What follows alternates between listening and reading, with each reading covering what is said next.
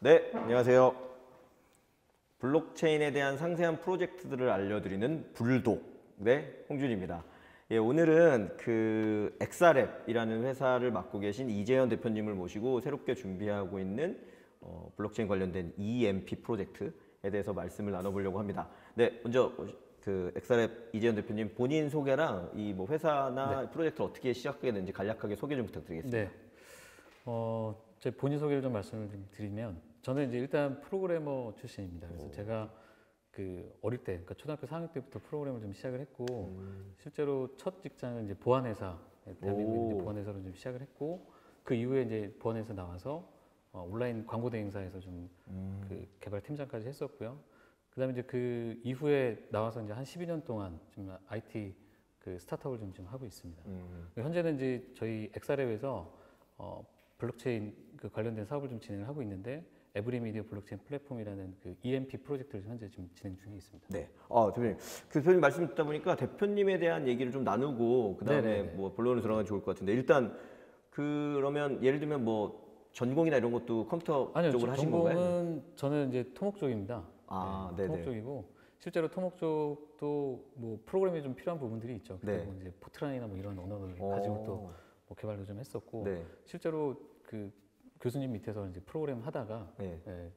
프로그래머 쪽으로 더 빠져. 근데 어떻게 직장은 또 보안업체를 택하게 되셨네요? 네, 그 교수님 밑에서 이제 공부하다가 네. 프로그램이 너무 재밌는 거예요. 아. 그래서 뭐 일단 교수님한테 죄송합니다. 저는 프로그래머로 전환을 하겠습니다 하고 네네네. 나와서 실제로 네. 보안업체에 들어가서 원래 이제 해커 활동을 했었거든요. 그래서 아. 해킹 대회도 나가고 해서 뭐 수상도 하고 했는데 되게 부끄럽네요. 네. 제가 사실 컴퓨터공학과 출신이거든요. 예. 근데 코딩을 한 줄도 못해서 그럴 수도 이런 분을 만날 때마다 이런 분들은 도대체 어떻게 프로그래밍 개발을 하시는지 제가 아니 아까 그 뭐 네. 초등학교 4학년 때부터 하셨다고 그랬잖아요. 네, 초등학교 4학년 어릴 때는 뭐 때부터, 게임 코딩 같은 거 그렇죠. 하셨어요? 게임 그때는 뭐 GW 베이직이나 뭐 이제 C나 이제 네. 그때 터보 C 뭐 이런 네. 걸로 해가지고 저랑 연배도 비슷하신 것 같은데요. 나오는 아니요, 그렇지 용어 않습니다. 포트란이나 GW 베이직 이런 거 얘기하시는 거 보니까 저랑 되게 나이대는 훨씬 어린 걸로 알고 그런 있습니다. 건가요? 그렇지 않아 보이는데 훨씬 어리다 네. 그랬는데 네. 네. 아직 40대 초반입니다. 네. 비슷하다고 하겠습니다. 네. 저도 어떻게 보면 초반이기 때문에. 네. 그러면 어쨌거나 프로그래밍 일을 처음 시작했고 보안업체에서 일을 했으면 그때 보안은 아무래도 지금보다는 좀 예전이니까 뭐 블록체인이나 이런 것들이 직접 도입된 건 아니었을 그렇죠. 것 같은데 어떤 쪽으로 하셨나요? 뭐 블록체인 비트코인 나오기 이전이니까 2002년도, 3년도 이때이기 때문에 저는 이제 그 키보드 보안 쪽이었어요. 그래서 네네. 키보드 보안 쪽이랑 그다음에 이제 그 취약선 분석 쪽 그쪽에 이제 엔진 만들고 있던. 되게 좀 구체적인 보안에 소화된 요소를 하셨던 거네요. 그 다음에 또 갑자기 변경하신 게 온라인 광고 대행사는 어떻게 보면 또 보안 쪽에서 개발하시던 분한테는 그렇죠. 딱 맞는 직장은 아닌 것 같은데 어떻게 또 근데 이제 변경하시게 된 그것도 건가요? 그 개발을 하다가 네. 이제 선배 요청으로 네. 한번 이제 인터넷 시대가 열렸는데 인터넷의 모든 돈의 흐름은 광고다. 그렇죠. 이 얘기 제가 딱 광고 듣고, 프로젝트를 하고 있거든요. 네. 그래서 광고 이제 대행사 들어가서 DRG 커뮤니케이션이라는 이제 광고 대행사 들어가서 네. 이제 개발 팀장을 좀 했었죠. 그러면은 거기서는 예를 들면 뭐 광고 성과 분석 이런 건가요? 아니면 광고 시스템을 만드는 걸 하셨나요? 어떤 걸 하셨나요? 뭐 여러 가지 다 진행을 했습니다. 뭐 이제 실제로 성과 분석도 하고 네. 그다음에 이제 많은 또 그 클라이언트와 이제 그 클라이언트에 갖고 있는 여러 가지 이제 레거시 시스템이나 이런 것도 다 운영을 했었고 뭐 그 예중에는 뭐 지금 현재 KFC나 뭐 버거킹 뭐 이런 그 요식업 쪽도 그쪽 그 뭐 예를 들면 포인트 시스템이라든가 뭐 이런 것들 다 저희가 개발했었고. 그렇군요. 그래서 제가 사실 뒤에 또 여쭤보겠지만 그 EMP 프로젝트 진행하실 때 그 토큰 설계하신 것 중에 제가 먼저 좀 백서랑 내용을 읽어봤거든요. 광고적인 부분이 굉장히 잘 아는 분이 제대로 설계한 것 같은 느낌을 받았는데 그게 이런 대표님의 기본 백그라운드가 있었기 때문에 가능. 그거는 좀 가짜이신 것 같고요. 이 지금 어쨌든 저희 같이 이제 백서를 연구하고 계속 썼던 그 개발 팀장, 저희 기획 팀장의 공이 가장 크고요. 물론 이제 저도 이 EMP를 설계한 거는 단순히 그냥 갑자기 어느 날 갑자기 이걸 뭐 블록체인의 세상이 열렸으니까 이걸 하겠다 이건 아닙니다. 그렇죠. 물론 이제 제가 갖고 있었던 여러 가지 이제 이 백그라운드들 이것들이 다 종합적으로 했는데 거기서 이제 하나만 더 질문 드리고 그럼 넘어가야겠는데요. 그러니까 말씀하신 것처럼 결국은 지금 이제 EMP 프로젝트라는 거를 이제 상세하게 소개해 주실 테니까 저희가 네. 들어봐야 될 것 같은데 네. 그러면 원래 지금 운영하고 있는 이 법인이신 거잖아요, 엑사랩. 예, 엑사랩 이 회사는 구체적으로 지금 어떤 일을 하고 있는 회사인 건가요? 지금 현재 그 한 4가지 정도 일로 크게 좀 나눌 네. 수가 있는데요. 실제 첫 번째는 저희가 거래소 자체를 좀 개발을 하고 있습니다. 그 거래소는 암호화폐 거래소. 네, 암호화폐 거래소 지금 네네네. 개발을 하고 있고요. 네. 그다음에 현재 지금 런칭을 하긴 했는데 아직 광고를 하지 않아서 네. 뭐 많은 분들이 아직은 잘 모르시겠지만 이제 허빗이라는 P2P 거래 사이트를 좀 만들고 P2P 예, 거래 거래 플랫폼이죠. 플랫폼. 예, 그러면 플랫폼을 그건 개인들이 뭔가 암호화폐 거래를 그렇죠. 편하게 해주는 건가요? 예, 개인 간의 암호화폐를 개인 거래를 간에? 함에 있어서 네. 저희가 지갑 서비스가 좀 포함이 되어 있는데 음, 그 어떻게 보면 저희가 에스크로를 해주는 역할을 하죠. 네. 네, 그렇게 해서 이제 코인과 코인 간의 네. 거래, 네. 코인과 현금 거래를 네. 원활하게 해줄 수 있게끔 네. 좀 해주는 고일도 하고 네, 계시고 그걸 그러면 하고 있고요. 기본적으로 어쨌거나 암호화폐의 개발이나 기술에 관련된 일을 기본적으로 계속 해오셨던 거네요. 네네네. 네. 그럼 이 엑사랩은 뭐 지금 몇 년 된 회사인가요? 어느 정도 되신 건가요? 엑사랩은 정확하게 말씀드리면 작년 12월 달에 그 법인 설립을 했고요. 네, 네. 예. 그때는 이제 뭐 거래소 회사 이름으로 이제 시작을 했지만 이제 올해 3월 달에 엑사랩이라는 이름으로 좀 바꾸면서 실제로 블록체인 관련된 여러 가지 이제 네. 기술 개발 또는 뭐 마케팅, 네. 그다음에 코인 개발, 그다음에 컨설팅 다 예, 종합적으로. 다 종합적으로 하는 이제 회사로 좀 네, 키워가고 알겠습니다. 있습니다. 기본 이제 백그라운드에 대한 이해가 충분히 된 것 같고요. 그리고 말씀하신 것처럼 이 엑사랩이라는 회사는 어쨌거나 한 1년 정도 됐고 블록체인 관련된 다양한 어떤 기술이나 경험을 가지고 있다. 네. 자, 거기까지 이해가 됐고요. 그럼 이제 좀 본론으로 들어가 보면 그래서 지금 주력으로 준비하신 프로젝트가 아까 EMP, 네. 에브리 에브리 미디어 블록체인 플랫폼. 네, 이게 약자로 EMP 프로젝트라고 예. 하는데요. 기본적으로 그럼 EMP 프로젝트 이제 소개 내용에 들어가 보면 뭐 준비하시게 된 배경이나 이런 부분이 있을 것 같고요. 그리고 예. 미디어라고 아예 그 말에 지금 넣어 놓으셨잖아요. 네네네. 그러니까 뭐 그 부분을 왜 하시게 됐는지 좀 설명을 해주신다면. 그 제가 그러니까 블록체인 쪽 산업에 이제 이렇게 들어오게 된 계기부터 좀 말씀을 네네네. 드리면 실제로 저는 이제 IoT 사업을 좀 했었어요. 그래서 IoT 쪽 이제 네네. 센서 개발도 하고 네. 뭐 혹시 비콘이라고 아시나요? 잘 알죠. 네, 잘 아시죠? 제 와이프가 네이버 지도 쪽에서 일을 하고 있어서요. 아, 그럼 네, 너무 비콘을 잘하시죠. 설치하고 제가 이렇게 네, 테스트하는 일도 했었습니다. 네네. 네. 제가 한 3년 전에 이제 카카오랑 같이 이제 그 아, 제주도 쪽에 네. 제주 공항 쪽에도 이제 이렇게 비콘 하드웨어 설치하고, 비콘을 설치하는 네, 설치하고 네. 그거에 대해서 이제 데이터 분석하는 뭐 그런 사업을 좀 진행을 했는데 네. 실제로 IoT 사업을 하면서 가장 그 데이터 보안이라든가 데이터를 수집하고 투명하게 공개할 수 있는 수단을 찾다 보니 블록체인에 좀 관심을 가지게 됐어요. 아, 네. 그러다가 또 뭐 이미 이제 이더리움은 많이 알려졌지만 이더리움 이제 백서를 보고 이더리움 사이트를 보면서 네. 딱 단어 하나에 꽂혔었어요. 그게 단어가 그 센서십 레지스턴스, 검열 저항성이라는 그 단어에 완전 꽂혔거든요. 오, 저도 요즘 최근에 블록체인에 대해서 키워드를 압축해서 얘기하라고 하면 탈중앙하고 탈중앙화가 결국 이뤄내고 싶은 게 예. 검열 저항성이다. 예, 네. 맞습니다. 아, 이 검열 저항성이 저랑 비슷한 분이군요. 네. 완전히 꽂혀가지고 맞습니다. 그 단어하고 두 번째 단어는 뭐냐면 프로그램 가능한 돈. 네. 프로그래머블 머니, 프로그래머블 프로그래머블 머니. 네. 커런시. 아, 이 단어 두 개에 완전 그렇죠. 꽂혀가지고 그때부터 이제 연구를 하기 시작을 했죠. 아, 네, 네네. 그래서 이제 우리가 나가야 될 방향은 블록체인이다라고 네. 생각을 했고 실제로 그 검열 저항성이 가장 필요하다고 좀 저는 생각되는 이 산업 분야가 네. 미디어라고 좀 그렇죠. 생각을 했어요. 미디어죠. 네. 네. 왜냐하면 따지고 보면 지금 현재 그 현존하는 이 여러 미디어 네. 회사들이 갖고 있는 가장 큰 그 문제라고 하면은 구조적인 문제라고 네. 하면은 이 검열 저항성이거든요. 네. 뭐 예를 들면 광고주한테서도 그렇고 그리고 그 실제로 이제 정권에 네. 상당히 좀 독립성이 좀 부여돼야 되는 그런 상황인데도 불구하고 구조적인 문제나 뭐 여러 가지 이제 이런 시스템적인 네. 문제로 인해서 이걸 좀 투명하게 좀 만들어 봐야겠다 또는 공정하게 만들어 봐야겠다라는 생각을 좀 했었죠. 네.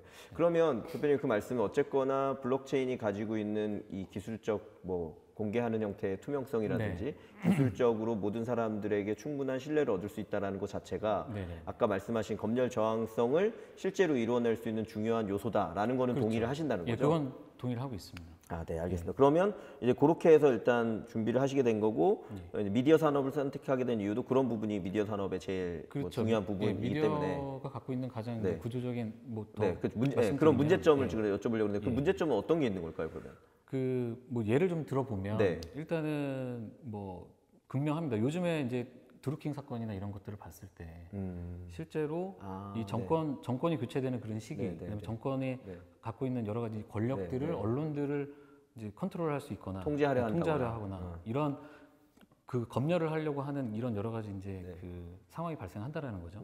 이제 그런 문제들을 어떻게든 저희는 투명하고 공개할 수 있고 이 시스템적으로 뭔가 이 지금 현재 이 미디어 산업이 갖고 있는 문제점을 해결할 수 있는 거는 뭐 정치를 하시겠다는 그런 건 아니죠. 그런 건 아닙니다. 그런 건 절대 아니고. 그러니까 그런 어떤 꼭 정치적인 거 이념적인 걸 떠나서 말씀하신 미디어가 가져야 되는 자유로움 혹은 그렇죠. 어떤 거에도 얽매이지 않고 어떤 콘텐츠를 생산하거나 소비할 수 있는 세상을 만들려면 이 부분이 필요하다. 예, 맞습니다. 네네. 그런 거고. 그다음에 이제 지금 현재 또 많은 이제 미디어사들도 이제 저널리즘 언론사들을 좀 많이 만나 보면 가장 큰 문제는 이 컨텐츠의 유통에 대한 문제가 좀 있어요. 그러니까 그 얘기는 이제 즉슨 이제 현재 네이버를 통해서 대한민국 사람들은 많은 이제 컨텐츠를 접하고 많은 컨텐츠들의 이제 마음이 무겁네요. 제가 네이버 출신이라 좋은 저- 얘기는 아닌 것 같아서. 네네네. 뭐 네이버뿐만 문제는 아니죠. 아니죠. 근데 말씀하신 유통을 네이버 같은 회사가 너무 많이 장악하고 있는 건 분명히 사실이죠. 그렇죠. 뭐 장악의 문제도 있지만 네. 실제로 유통의 불균형이 생길 수밖에 없는 구조예요. 구조적으로. 구조적으로. 네. 그거는 뭐 네이버만의 문제는 아닙니다. 그래서 실제로 하루에도 한 3만 건 정도의 기사가 쏟아져 나오죠. 그렇죠. 근데 이제 그게 구조적으로 사용자들한테 보여줄 수 있는 그 기사 건수는 300건에 밖에 안 돼요. 그러면 1%밖에 안 되는 거예요. 그렇죠. 3만 건 1% 중에 300건 중에 일단 픽이 돼야 되니까. 그렇죠. 그렇기 때문에 이제 그런 이제 유통의 불균형이 생기고 그 불균형 때문에 또 생기는 문제가 또 뭐냐면 실제로 많은 언론사들이 전재료라는 걸 내거든요. 그건 아시니까. 네.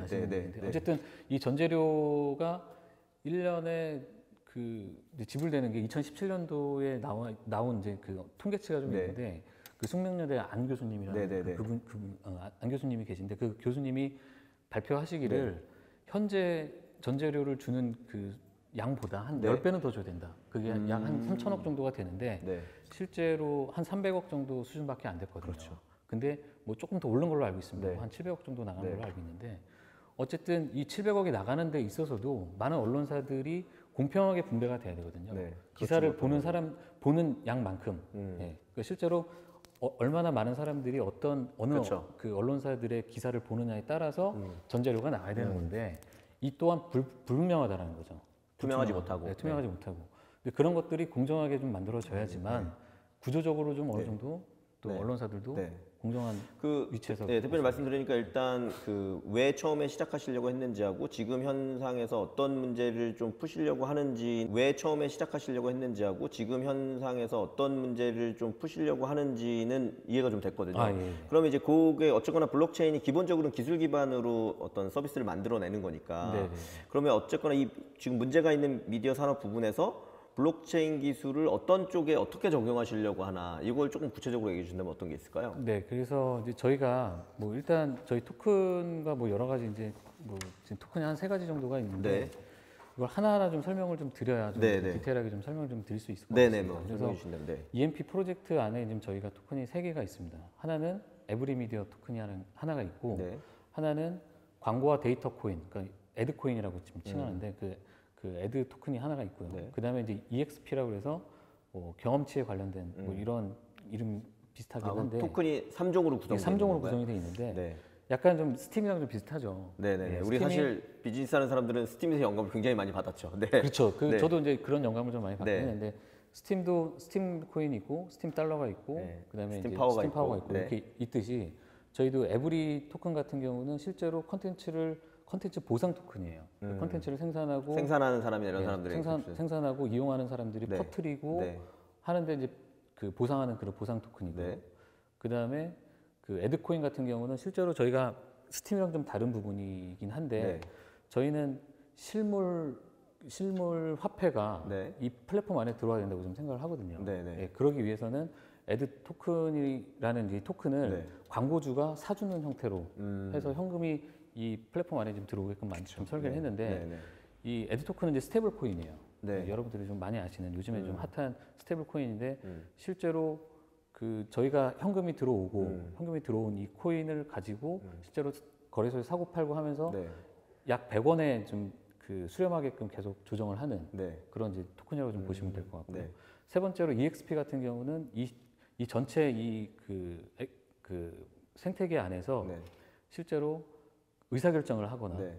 그다음에 권한 행사. 권한 행사를 네. 하거나 그다음에 이제 뭐 여기서 스태미너 형태로 또 뭐 글을 쓸 수 있게끔 네. 뭐 어느 정도로 글을 쓸 수 있다라는 네, 그런 네, 스태미너 역할도 하는 네. 뭐 그런 토큰이라고 좀 보시면 네. 될 것 같습니다. 아, 알겠습니다. 그러니까 세 가지 토큰이 있고 하나는 컨텐츠 저작과 컨텐츠 확산에 기여하는 사람들에게 나눠주는 부분의 그렇죠. 역할이 예. 있고 또 하나는 광고 코인 같은 경우 저도 그 부분에 되게 아까 공감을 많이 했거든요. 왜냐면 광고라는 행위는 결국 광고주는 특정한 금액을 내고 그거에 대한 광고 퍼포먼스를 가져가고 싶어 하기 네, 때문에 맞습니다. 이 가격이 어떻게 보면 안정성이 있어야 안정성이 좀 되거든요. 있어야겠죠. 그렇기 때문에 이제 아까 스테이블 코인 형태의 기능이 들어가 있는 코인이 있고 네네. 그다음에 이 생태계 내에서 활동을 하는 거에 어떤 그 영향력을 행사하기 위해서는 그렇죠. 별도의 코인 이렇게 예. 세 가지를 일단 예, 두었다. 예, 예. 네, 일단 그렇게 이해할 수 네네네. 있을 것 같고 그리고 그런 것들을 넣어서 아까 말씀하신 이 블록체인이 가지고 있는 기술과 토큰 이코노미를 적용시켜서 미디어 생태계를 바꿔본다. 네, 맞습니다. 일단 이렇게 이해를 해야 될 것 같고요. 그럼 그렇게 되면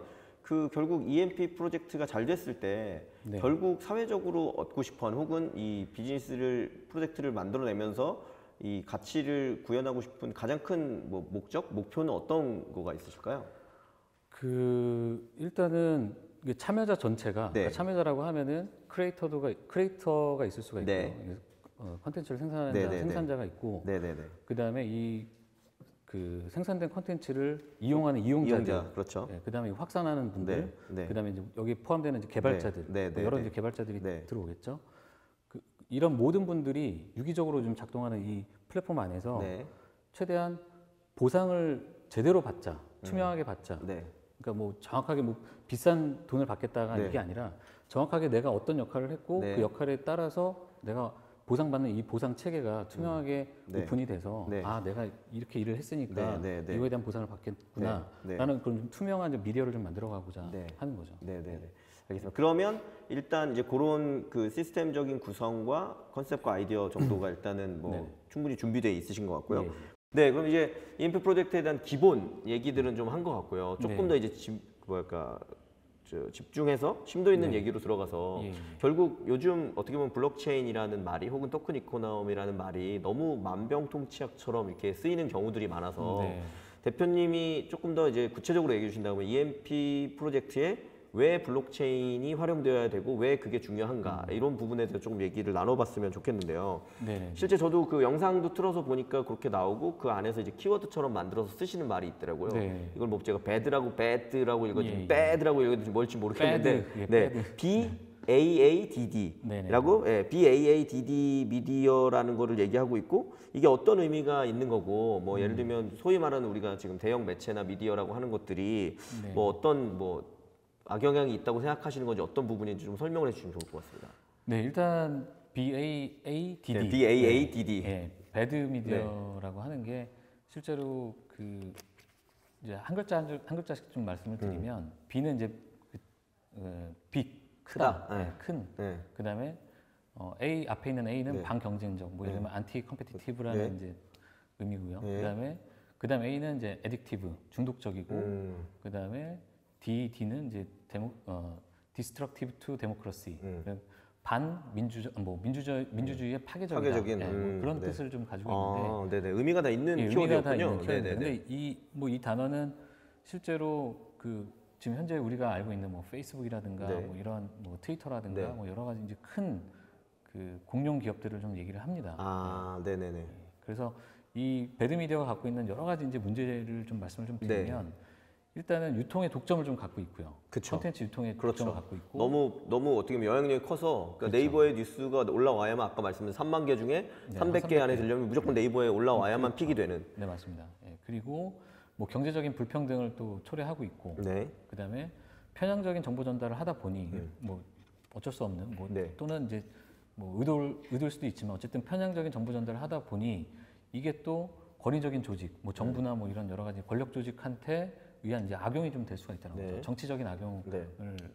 이 문제가 좀 있고 그다음에 이제 뭐 개인정보 유출. 요거는 이제 뭐 올해 초에도 페이스북이 갖고 있었던 그렇죠. 가장 큰 문제. 난리 한번 났었죠. 난리 한번 페이스북 났었죠. 주가가 그 하루에 20% 그렇죠. 이상 폭락하고 엄청나게 그랬었죠. 폭락했던 그런 또 사례가 있긴 한데 네. 이게 개인정보 유출의 문제도 항상 그 큰 기업들이 갖고 있는 문제인 것 맞습니다. 같고요. 네. 그다음에 이제 개인정보 주권 침해. 뭐 이 얘기는 또 그 자기가 자기 개인정보를 관리를 하고 네. 누가 이 내 개인정보를 쓰고 있는지에 대한 그렇죠. 투명하지 못한 이런 여러 네. 가지 상황들이 좀 있다라는 거죠. 그래서 내 개인정보를 내가 관리를 한다. 이런 이제 주권 침해를 네. 좀 하고 있다는 네, 이런 네, 문제가 좀 있고요. 그다음에 이제 디지털 중독. 이거는 이제 한번 페이스북 보시면 네. 계속 보게 되지 않습니까? 빠져나오질 못하죠. 빠져나오지 네. 못하죠. 네. 근데 이제 그렇게 또 뭐 인문학적으로 또 해석하신 분들이 좀 있는데 실제로 페이스북 보다 보면 이제 도파민이 올라가고 뭐 이런 여러 가지 이제 또 그 연구 결과가 있는데 네. 실제로 디지털에 중독이 되게끔 만드는 이 여러 가지 이제 요소들이 있다. 요소들이 좀 있다. 이런 것들을 좀 최대한 해결 한번 블록체인 이용해서 해보고 싶다. 네. 이런 생각을 좀. 아, 그러면 BAADD가 이제 그런 것들에 대한 우려를 얘기하고 그런 것들을 이제 해결하는 방향으로 나아가겠다. 그렇죠. 네, 이렇게 말씀. 대표님, 그럼 이제 이어서 생각을 해보면 어쨌거나 지금 엑사랩 혹은 EMP 프로젝트는 실제 미디어 회사는 아니시잖아요. 네. 미디어 회사가 아닌데 어떻게 보면 미디어 프로젝트를 하시고 이제 시작하신 거고. 네. 그리고 물론 아까 이제 말씀하실 때 중요 멤버분들 중에 이 미디어 업계에서 되게 네. 중요하신 분들이 있기 때문에 충분히 잘하실 수 있다라는 어떤 기본적인 생각은 드는데 네. 그래도 구체적으로 미디어에 대한 어떤 뭐 네트워크 있거나 어떻게 유저를 모으려고 한다거나 아니면은 미디어를 어떻게 확보하시려다거나 이런 부분들이 좀 진행된 사항이 있거나 전략이 있으시면 얘기해 주시면 좋을 것 같습니다. 예, 이제 저희가 그 EMP 프로젝트를 좀 시작을 하면서 네. 초기에 그 언론사들과의 이제 커넥션을 좀 가져가기 위해서 실제로 언론사 그 국내에 있는 언론사 대표님들을 많이 만나고 다녔습니다. 네네. 그래서 지금 현재는 한 4개 정도의 이제 언론사들과 이제 국내 언론사들과의 네. 그 MOU를 좀 체결을 했고요. 예를 이미 그러면 체결한 미디어들이 네. 있는 거네요? 뭐 예, 이름도 있습니다. 얘기해 주실 수 있는 예, 건가요? 지금 뭐 이미 이제 뉴스에 나와 있기 때문에 아, 릴리즈, 언론 릴리즈가 되는, 네, 예, 언론 어떤 릴리즈. 데가 있나요? 그래서 이제 국민일보가 있고요. 네네. 예, 그다음에 그 헤럴드 경제가 있고요. 헤럴드 경제, 예, 네, 그다음에 전자신문 엔터 하나 네네. 있고요. 그다음에 한국 블록체인 그 저기 경제, 한국 블록체인 경제, 네. 신문이 있는데 그렇게 한 4군데가 지금 실제로 저희가 MOU를 좀 체결을 해서 네.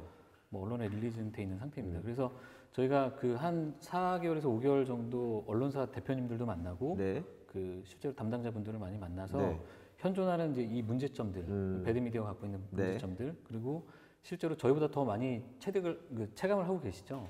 언론사 대표님들이나 그렇죠. 담당자분들이 네. 그분들이 말씀하시는 내용들을 저희가 좀 많이 취합을 하고 그런 어느 정도 이제 공감대를 좀 형성을 시킨 다음에 실제로 그럼 그거를 블록체인을 이용해서 우리가 해결을 하겠다라는 이 생각에 대해서 서로 또 공감을 또 표시해 주셨고 그걸로 인해서 저희가 또 시작하게 시작하게 네. 됐습니다. 그러니까 뭐 저도 사실 그냥 우리 솔직히 얘기하면 그거 되게 많잖아요. 그러니까 언론사들이 가지고 있는 페이지들 중에 네. 도대체 뭐 또 광고 회사에도 좀 있으셨으니까 팝업 광고나 이런 게 덮어서 컨텐츠를 도대체 읽을 수 없고 네. X를 누르려고 하면 X가 확장 버튼에서 확장된 네. 후에야 없어질 수 네, 있고 맞습니다. 모바일에서는 없어지지 않고 이런 게 워낙 많으니까 네. 지금 말씀하신 것처럼 이렇게 정말 좋은 생태계가 구축된다고 하면 거기에 뭐 동참하겠다는 미디어들은 충분히 그렇죠, 뭐 그렇죠. 많이 찾을 수 있지 않을까라는 네. 생각이 들고요. 네.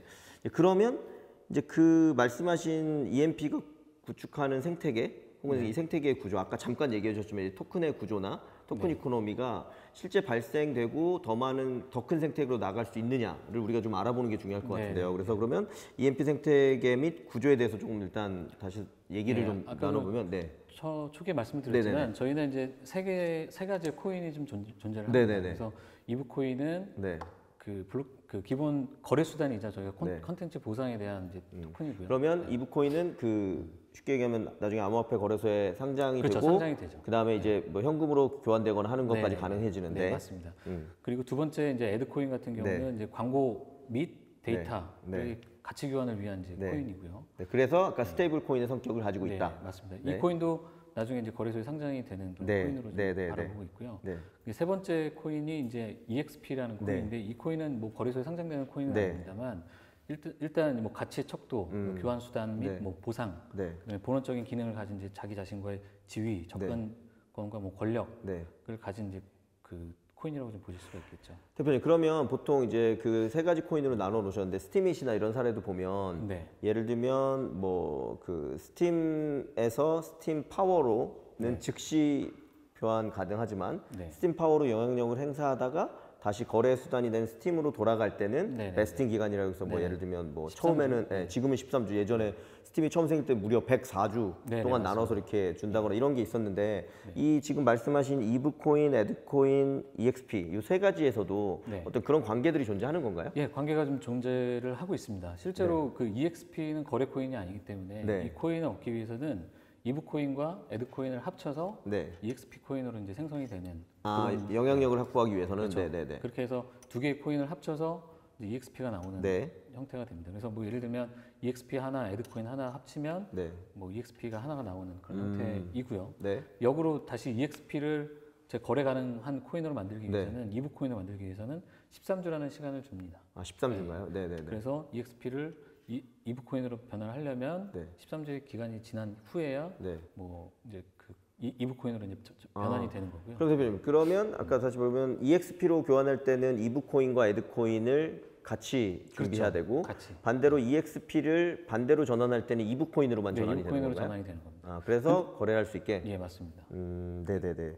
알겠고요. 그 이제 그렇게 하고 아까 13주의 시간을 둔 이유는 아까 여기 역시나 마찬가지 스티미처럼 영향력만 예. 행사하고 예, 예. 뭐 이렇게 예를 들면 그렇죠. 체리피커처럼 도망가려 체리피커처럼 한다거나. 도망가는 그런 네. 형태를 좀 빼기 위해서는 네, 네, 알겠습니다. 그럼 세 가지 토큰이 나온다고 말씀하셨고 지금 아까 이미 프리세일도 시작하셨다고 네, 얘기를 하셨는데 어제부터 시작을 했습니다. 어제부터요. 네. 그러면 그 뭐라 그러죠? 토큰 얼로케이션, 토큰 네. 배분이나 할당은 지금 어떻게 나누고 계신가요? 지금 현재 토큰 판매를 하기 위해서 저희가 이제 ERC20 형태 이제 아, 그럼 이더리움 기반 네, ERC20 토큰으로 토큰. 네. 시작을 하고요. 네. 총 10억 개를 발행을 합니다. 10억 개요. 네, 네. 10억 개를 발행하고 네. 30%는 이제 ICO를 통해서 이제 저희가 이제 판매를 하기 위해서 판매량으로 이제 빼놨고요. 그다음 한 20%는 파운더와 이제 팀의 분배가 되고요. 네. 그다음에 그 어드바이저 파트너 분들한테는 약 10%. 그것도 그다음에 이제, 분배가 있고. 그다음에 네. 이제 바운티 마케팅으로 네. 사용될 토큰이 한 5% 정도 되고요. 네. 약 35% 정도가 이제 리저브 펀드로 좀 조성해서 생태 유지를 하기 위해서 운영. 대표님, 그러면 어쨌거나 전체 중에 파는 양은 30%니까 예, 예. 되게 높지 않은 편이네요. 네네. 낮은 편이고 예. 그다음 리저브 물량 35%는 예를 들면 그 회사가 가져가거나 그런 물량이 아니라 그건 아닙니다. 결국 아까 말씀하신 이 미디어 생태계를 구축하기 위해서 구축하기 위한, 필요한 그렇죠. 자금 형태로 사용한다. 예, 예, 맞습니다. 저희도 지금 현재는 뭐 싱가포르에 그 재단을 만들어 놨고요. 네네네. 그 재단 통해서 이제 관리하는 그런 형태로 좀 될 것 같습니다. 알겠습니다. 그리고 내용을 보다 보니까 이 그 뭐 에코시스템을 그 준비하는 부분에서 네. 결국 뭐 합의 알고리즘이라 그래야겠죠. 네네, 합의 알고리즘. 디포스 형태를 띄고 계신 것 같더라고요. 예, 예, 맞습니다. 이 왜 디포스를 선택하셨는지와 어떤 구조로 운영하시려고 하는지 이걸 설명을 좀 해주시면 좋을 것 같습니다. 그러니까 이제 디포스를 좀 네. 사용하게 된 첫 번째 이유는 이제 기술적인 측면이 좀 있습니다. 네. 그리고 두 번째는 이제 그 어떻게 보면은 이 디포스가 갖고 있는 네. 큰 장점인 네. 어떻게 보면 이제 그 권리 권한의 행사 네, 네. 네, 네, 이런 부분들이 좀 있는데 이제 첫 번째 기술적으로 좀 말씀을 좀 드리면 네. 실제로 그 합의 알고리즘에 대한 속도 문제가 좀 있는데 이 네. 속도가 좀 빠르게 블럭이 생성이 되고 네. 생성된 블럭들을 네, 그 어떻게 보면 이제 저희가 미디어에서 글을 쓰게 되면 네. 그 해당 글을 좀 빠르게 등록이 되고 실제로 인터넷 상에서 그 움직일 수 있는 네. 속도를 좀 빠르게 하는 부분이 필요하다는 말씀이신 네, 그렇죠. 거잖아요. 네, 네. 네, 그러면 그 21개의 지금 어떻게 보면 노드가 있고 그 노드를 네. 통해서 어떤 권한을 위임받아서 빨리 합의를 할 수 그렇죠. 있는 빨리 방식. 합의를 하기 위해서 네. 당연히 디포스 방식을 디포스 택하고 방식을 있는. 택한 거고요. 네네. 그러면 뭐 저 21개의 노드 뭐 이렇게 얘기 나오니까 이게 뭐 예를 들면 이오스 계열로 하시겠다거나 이런 게 정해진 게 있는 건가요? 어떠신 건가요? 현재는 이오스 계열은 아니고요. 네. 예, 뭐 저희 어쨌든 뭐 이오스도 그렇고 스팀도 그렇고 저희가 좀 많이 연구를 좀 하고 있는 지금 상황이긴 합니다만 네네네네. 뭐 당연히 지금 현재는 이오스로 하겠다 뭐 이런 건 아닙니다. 네네네. 그리고 내용들 보다 보니까 그 소위 말하는 이 블록체인의 속도 개선 이슈가 나올 때 늘 나오는 키워드인 DAG라는 네네. 부분에 대해서도 내부에서 좀 고려를 하고 계신 걸로 알고 있는데 어떤 부분을 고려하고 계신 건가요? 그러니까 이제 DAG 같은 경우는 이제 광고 쪽에 좀 관련이 될 것 같은데 네. 이 부분도 그 실제로 많은 사람들이 이 컨텐츠를 보고 네. 그거에 대한 피드백을 빠르게 저장하기 위한 그렇죠. 하나의 수단으로 사용할 네. 생각입니다. 그래서 네. 뭐 현존하는 이제 블록체인 네. 이 시장에서 네. 가장 빠른 형태는 이제 네. DAG라고 좀 보고 그렇죠. 지금까지 나온 거죠. 지금까지 나온 기술 중에 네. 그래서 어쨌든 그 사람들이 인터넷상에서 만들어지는 여러 가지 이제 피드백들이 네. 빠르게 저장되기 위해서는 네. 이제 DAG 기술을 좀 네. 채용해야겠다. 그리고 사실 이런 기술들을 보통 이제 블록체인 프로젝트 하시는 팀들에서 보면 대부분 뭐랄까 서비스 기획이나 네. 마케팅이나 세일즈 쪽이 강화된 팀들은 그 블록체인 기술에 대한 어떤 기본적인 것들을 직접 가져가기 어려운 부분들이 있어서 네. 이제 어떻게 보면 플랫폼을 차용한다거나 실제 이미 나와 있는 솔루션을 사용한다거나 이런 경우가 많은데 네, 그러면 이 그 EMP 프로젝트에서는 그런 부분들을 내부에서 직접 뭐 개발자나 이런 부분들을 활용해서 진행하시게 되는 건가요? 어떻게 계획하고 계신가요? 그 일단 뭐 두 가지 다 좀 고려는 하고 있습니다. 네, 네. 뭐 여러 가지 옵션이 있긴 한데 네. 일단은 DAG 같은 경우는 이제 아이오타가 지금 사용을 하고 있죠. 아이오타가 네. 이제 탱글이라는 걸 좀 그렇죠. 사용하고 네, 있는데 네, 맞습니다. 예. 일단은 저희가 뭐 여러 가지 이제 기술들을 다 네. 분석을 하고 네, 네, 실제로 네. 저희가 채용할 수 있는 것들을 네. 좀 사용하려고 하는 네, 네, 부분이 네, 있는데 네, 네. 일단은 뭐 기존에 나와 있는 걸 그대로 사용하는 형태는 아닐 네, 것 같고요. 네, 네, 네. 저희 이제 개발진들과 같이 이제 개발을 통해서 네, 준비하고 있다. 예, 준비를 하고 있다고 보시면 네, 그리고 하여튼 이제 그런 기술 기반을 가지고 이제 보통 처음에 만들게 되는 게 보통 뭐 POC라고 해서 뭐 프루프 오브 네네네. 컨셉을 증명하는 방식으로 네네네. 뭐 샘플 대비 됐든 아니면은 뭐 베타 버전 서비스가 됐든 이런 걸 내놓게 되는데요. 예. 그런 부분들을 어떻게 생각하고 계신지 조금 설명해 주시면 좋을 것 예, 같습니다. 네. 저희가 지금 한 세 가지 네. 세 가지 정도 네. 지금 그 POC를 좀 생각을 하고 있는데 네네네. 첫 번째 이제 POC는 저희가 이제 블로그 쪽 실질적인 네네. 이제 블로그를 이제 블록체인을 이용한 블로그 서비스를 좀 네. 만들려고 좀 하고 있고요. 네, 네, 네. 근데 두 번째는 그 K-팝 관련된 네. 그 POC를 좀 한번 해보려고 좀 네, 생각을 네, 하고 네. 있고요. 네.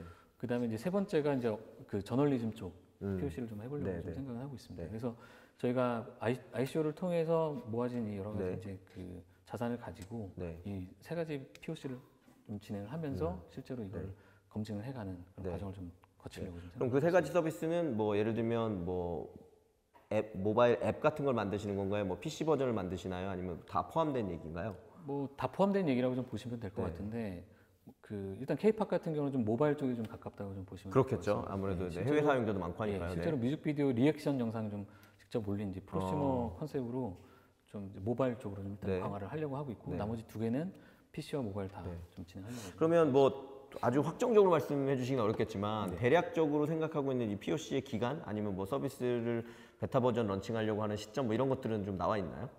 일단은 저희가 메인넷 1차 런칭은 한 2019년 4월 달로 생각하고 있는데 2019년 4월 네. 내년 초네요. 뭐 네. 멀지 않네요. 네. 4분기요, 4분기. 네, 4분기. 네, 네, 네. 내년 그렇죠. 후반기죠. 그렇죠. 내년 하반기 하반기 정도에서. 정도 되고 있는데 네.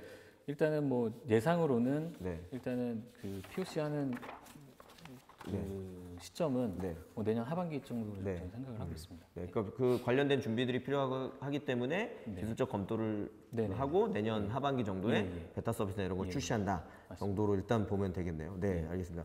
그리고 그러면 전체적인 일정도 한번 봐야 될 것 같은데 아까 토큰 세일은 이제 시작했다고 말씀하셨는데 네. 지금 뭐 토큰 세일은 뭐 보통 이제 저희가 나눠서 얘기할 때는 뭐 프라이빗, 프리, 그다음 퍼블릭 이렇게 얘기를 하고요. 그다음 모은 다음에 그다음 스텝으로 생각하는 게 거래소 상장이라는 것도 어느 정도 할 수 있는지 물론 지금 확정적이는 않지만요 얘기하고 그리고 아까 말씀하신 이제 서비스적인 것까지 얘기하는데요 대략적인 뭐 지금 예상하고 있는 기간이나 이런 게 있을까요?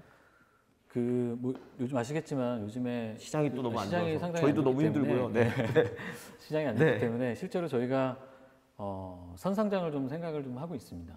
네. 그래서 뭐 ICO와 뭐 상장과 이제 동시에 할 수 있는 그런 오, 방안을 좀 네네. 고민을 하고 있고 네. 뭐 요즘 IO라고도 하죠. 네네네. 이제 아 그거는 대표님 그러면 사실 그게 되게 쉽지 않은 일인데 쉽지 않은 아까 거래소나 그 아까 뭐 개인 간 거래 이런 거를 해보셨기 때문에 가능한 부분이 있는 건가요? 아니면 어떻게 뭐 구체적으로 실제로 얘기하신다면 네. 구체적으로 조금 더 말씀드리고 네. 싶긴 하지만 어쨌든 좀뭐 네, 뭐 보안상 민감할 테니까. 네. 민감한 또 얘기도 하기 때문에 네. 일단은 선상장을 하기 위해서 많은 이제 거래소들을 컨택을 하고 있는 건 사실이고 그래서 선상장을 어느 정도 약속받은 거래소도 좀 있습니다. 아, 그러면 아까 말씀하신 꼭 ICO라기보다는 IEO를 네, 하는 IO 부분까지 형태로, 포함해서 네, 포함해서 좀 ICO와 IEO가 동시에 될 수 있도록 예, 그래서 최대한 올해 안에는 상장이 되게끔 좀 하고 네, 네, 그 네. 상장된 상황에서 저희 가치를 인정받으면서 네. 자금을 모집하는 형태로도 네. 좀 가려고 좀 그렇게 해서 아까 서비스를 준비해서 아까 예. 세 가지 정도 최소한 다양한 서비스를 내년 중에는 내놓겠다. 네네 맞습니다. 네, 정도로 보는 게 맞을 것 같네요. 네. 네, 알겠습니다. 그리고 아까 말씀하신 기본적으로 그 뭐 언론사와의 뭐 MOU 뭐 이런 것들 얘기를 해주셨는데 네. 그게 이제 뭐 예를 들면 그런 MOU를 통해서 결국 그 미디어와는 뭐 콘텐츠를 뭐 교류하게 되는 건가요? 아니면 그 미디어 회사들이 어떤 수익성 이런 거를 만들어주는 역할을 뭐 직접 하시게 되는 건가요? 어떤 방식으로 지금 그러니까 구상하고 이제 계신가요? 저희가 처음에 이제 언론사들을 컨택을 하고 네. 언론사들한테 드린 말씀이 있습니다. 네. 이게 뭐 예를 들면 큰 이제 사회적인 뭐 반향을 일으키고 네, 네, 토큰 네, 이코노미 네, 때문에 네, 뭐 네, 이게 네, 네. 큰 돈을 벌어줄 겁니다는 네. 아니고요. 네. 현재 지금 세상이 좀 변해가고 있고 네. 블록체인을 통해서 투명한 언론 사회를 좀 만들고 이런 미디어 사회를 좀 만드는데 공헌을 해주십시오. 네. 그 의미에 대해서 어느 정도 공감대가 형성되신다면 네. 실제로 이제 디테일한 얘기는 하나씩 같이 좀 만들어 갑시다. 그래서 좀 저희가 케이스로, 이게, 네. 그런 형태로 좀 말씀을 좀 드렸고 네. 실제로 이분들 그러니까 이제 뭐 예를 들면 뭐 국민일보든 헤럴드든 전자신문이든 그쪽에서 나오는 여러 가지 이제 기사 콘텐츠는 저희가 제공을 받아서 네. 실제로 저희 플랫폼 안에서 그 POC도 하고 네. 같이 이제 생태계를 키워나가는 형태로 좀 저희가 얘기를 좀 많이 해왔고요. 네. 예, 그래서 뭐 따지고 보면 이제 국민일보, 헤럴드, 전자신문에서만 나오는 이 컨텐츠만으로도 그렇죠. 충분한 컨텐츠는 국내에서는 네. 충분하다고 좀 보거든요. 네, 네, 네. 그래서 일단은 이제 이런 신문사들과 네. 그 한국 블록체인 경제 같은 경우는 이제 또 블록체인 관련된 또 기사들을 계속 다양한 기사들을 네. 뭐 한국, 뭐 영국, 일본, 중국 콘텐츠를 모아서 좀 네. 제공을 좀 해주는 거를 좀 계속 좀 얘기를 하고 있는데 네. 이런 이제 암호화폐 관련된 기사, 그다음에 실질적으로 언론사들이 갖고 있는 여러 콘텐츠들을 초기에 구성할 수 있는 네. 파트너들이라고 좀 보시면 네. 좋을 것 같습니다. 네. 알겠습니다. 그 대표님 좀 거의 저희가 1시간 가까이 쭉 얘기를 나눴는데 저는 일단 개인적인 소감을 먼저 좀 말씀드리면 네. 이 실제 이 프로젝트를 보면서도 그렇고요. 그러니까 백서나 서비스 내용이 생각보다 상당히 구체적으로 잘 준비되어 있다라는 느낌을 받았어요. 감사합니다. 특히 아까 말씀드린 그 토큰이나 3종으로 이렇게 구성을 하면서 그 3종이 각자의 역할을 어떻게 할지까지 예시적으로 잘 표현된 데들은 사실 그렇게 많이 보지 못했거든요. 예. 그런데 이제 그런 부분들에 있어서 충분히 이제 준비가 돼 있었다는 느낌을 받았는데 오늘 저는 인터뷰를 나누면서 네. 왜 그런지를 좀 느꼈어요. 하나는 아까 말씀하신 것처럼 이 엑사일이라는 어떤 회사 자체가 네. 기본적으로 이 프로젝트를 하기 위해서 급조된 회사가 아니라 예. 이미 블록체인 관련된 뭐 거래소라든지 다양한 비즈니스를 했었던 백그라운드가 있었고 예. 또 하나는 매우 특이하게도 대표님이 개발자 출신에 실제 개발을 하셨던 백그라운드를 가지고 계시고 보안업과 그다음에 광고 아까 온라인 광고에 대한 이해를 이미 갖추고 있기 때문에 네. 그 부분이 많이 좀 반영됐다는 생각이 들었고요. 그다음에 근데 왜 미디어일까 생각을 했는데 아까 말씀하신 것처럼 지금 어떻게 보면 코어 멤버로 합류하신 분들이 미디어 업계를 뭐 리딩하거나 네, 같이 협력할 수 있는 분들이 모였기 때문에 네. 그러니까 저는 이제 그런 부분들의 장점들이 되게 있었던 것 같아요. 네. 근데 뭐 이제 한 가지 아쉬운 거는 그렇다 하더라도 이제 미디어적인 서비스를 지금 당장 뭐 아직 POC가 나와 있거나 이런 건 아니기 그런 때문에 건 아닙니다. 지금 앞으로 초기 이제 단계입니다. 증명해야 되는 부분이라서 어떻게 보면 갈 길이 또 많이 남아 있는 그렇죠. 그런, 네. 아직은 이제 거림마 지금 단계라고 네. 좀 보시면 될 것 같고 실제로 지금 저희가 이제 생각하고 이 모든 생각들을 이제 백서에 100%다 녹여내지는 않았지만 그렇죠. 네. 뭐 계속 수정이 네, 되고 네, 있습니다. 네, 지금 네, 현재도 1.3 버전이 넘었을 정도로 네. 계속 저희가 세상은 또 계속 바뀌어가고 그렇죠. 상황이 바뀌어가고 네. 있기 때문에 기술 쪽이든 아니면 저희 시스템을 설계하는 쪽에서든 계속 지금 저희가 업데이트하고 연구하고 있는 네, 그런 네. 지금 상황이고요. 알겠습니다. 전반적인 얘기는 저 오늘 충분히 자세히 나눈 것 같고요. 네. 그러면 일단 이렇게 촬영하시는 게 네. 왜 자주 있는 일이 아니어서 네, 되게 네, 상당히 긴장하셨다고 처음이라. 들었는데 네. 저는 너무 편하게 이야기하듯이 얘기를 해주셔서 잘 아유. 들었고요. 일단 본인 촬영하신 뭐 소감은 어떠셨나요? 오늘 상당히 좀 긴장도 많이 되고 네. 오기 전에 상당히 걱정을 좀 많이 했거든요. 네네네. 근데 이제 대표님 얼굴 보니까 그 긴장이 조금 아니 그거에 비해서는 너무 말씀을 잘하시고 저는 개발자 출신이 이렇게 말 잘하는 사람이 많지 않거든요. 그래서 저는 앞으로는 이런 일을 더 많이 하셔도 좋고 저처럼 방송을 찍거나 이런 걸 하셔도 좋을 것 같다는 생각이 들고요. 진짜 끝으로 어쨌거나 EMP 프로젝트에 관심 있는 분들 이런 분들이 아마 이 영상을 끝까지 보실 거기 때문에 그분들에게 뭐 당부하고 싶은 말 혹은 앞으로 EMP 프로젝트를 어떻게 이끌어가겠다 이런 좀 말씀으로 마무리해 주시면 좋을 것 같습니다. EMP 프로젝트가 어떻게 보면은 완벽을 추구할 수는 없습니다. 네. 초기부터. 네. 어쨌든 현재 지금 블록체인 세상이 펼쳐졌고 그렇죠. 우리가 비트코인이라는 걸 봐버렸고 네, 인류가 네, 이미 네. 봐버렸기 때문에 네. 이쪽으로 크게 이제 계속 발전을 시켜 나갈 네. 건데 저희도 이런 흐름을 뭐 탄다라는 표현은 좀 네. 그렇지만 이런 흐름에 지금 현재 현존하는 이런 여러 가지 이제 사회적 문제들을 하나씩 좀 풀어보고 싶은 꿈이 있거든요. 네. 그게 이제 처음에 이제 저희가 EMP라는 프로젝트를 가지고 언론사, 근데 언론이 갖고 있는 미디어가 갖고 있는 이 문제를 좀 풀어나가려고 좀 하고 있는데 실제로 이 프로젝트를 진행하는 데 있어서 쉬운 일은 아닙니다. 상당히 그렇죠. 어려운 네, 일이거든요. 예, 자금을 만들고 네. 그 자금을 가지고 프로젝트를 운영하면서 실제로 이거를 POC를 하면서 성공까지 이끌어가는 게 네. 쉬운 일은 아니거든요. 네. 하지만 이제 여러분들이 이게 좀 봐주시면서 이 사회 공헌을 하고 사회가 갖고 있는 여러 가지 문제들을 네. 블록체인을 이용해서 해결해 나가는 이런 회사가 있다, 네. 이런 프로젝트가 있다라는 걸 좀 인지해 주시고 네. 좀 많이 좀 이렇게 응원해 주시면 좋을 것 같습니다. 네, 저도 마지막으로 하나 의견을 드리자면 그 말씀하신 것처럼 뭐 이거는 무조건 100% 된다, 저거는 100%안 된다, 이건 아니지만 그 말씀하신 이 미디어 업계라는 게 굉장히 어떻게 보면 나름대로의 룰에 갇혀 있는 게 분명히 많고요. 예, 그렇기 맞습니다. 때문에 아까 말씀하신 것처럼 기본적으로 콘텐츠 생산 비용 자체가 감당이 안 되는 수준에 이르러 있음에도 불구하고 어떻게든 그냥 시장이 운영되고 있는 상황이라서 네, 네, 그게 보면 이 콘텐츠를 생산하는 사람들과 그거를 효율적으로 관리해 줄 수 있는 사람들이 굉장히 떨어져 있고 거기에 기술적 가치가 연결돼 있지 못하고 이런 부분에서 보면 뭐 성공 실패 여부를 떠나서 지금 시도하시는 프로젝트가 충분히 의미가 있는 것 예, 같고 그렇습니다. 그리고 믿음이 가는 이유는 그거에 대해서 기술적 접근이 매우 중요한데 실제 엔지니어로서 그런 내용을 이해하시는 분이 이 프로젝트를 리드하고 있다는 게 저는 굉장히 큰 장점이 아닐까라는 생각이 들고요. 네. 앞으로도 지금 말씀하신 것들 그리고 초심으로 가지고 계셨던 EMP 프로젝트를 어떻게 가지고 나가시는 부분들 이런 부분들에 대해서 그 초심을 잃지 않고 네, 네, 잘 키워가시면 좋은 결과가 있지 않을까 생각이 들고요. 저도 옆에서 열심히 응원하고 아유, 앞으로 계속 같이 지켜보고 하도록 하겠습니다. 네, 네, 오늘 출연해 주셔서 감사합니다. 네, 감사합니다.